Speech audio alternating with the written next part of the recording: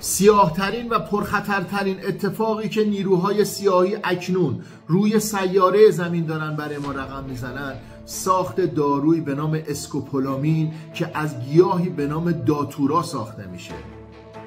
این دارو در امریکا ساخته شده، به اروپا رسیده، ترکیه و الان خبرهایی رسیده که به ایران هم رسیده. به هیچ عنوان تو خیابون از کسی این برگه های اتکلون، تست اتکلون از کسی نگیرید.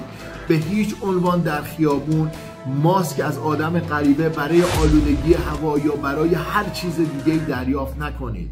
به هیچ عنوان در خیابون کارت ویزیت یا از این برگه های تبلیغاتی از کسی نگیرید، چون این دارو از طریق مجرای تنفسی و پوست وارد بدن میشه و به محض اینکه وارد بدن بشه تمام قدرت ذهن شما رو میگیره و شما رو وارد یک خلسه موقت و گیجی و منگی میکنه که در اون حالت طرف هر خواسته ای از شما داشته باشه شما اجابت میکنید.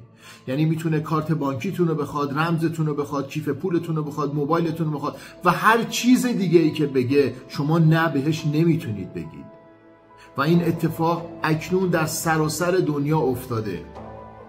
مرحله بعدیش اینه که شما وارد تراست سرم میشید، سرم حقیقت. یعنی به جایی میرسید که بعد از اون اتفاق به هیچ عنوان اون اتفاقها یادتون نمیمونه.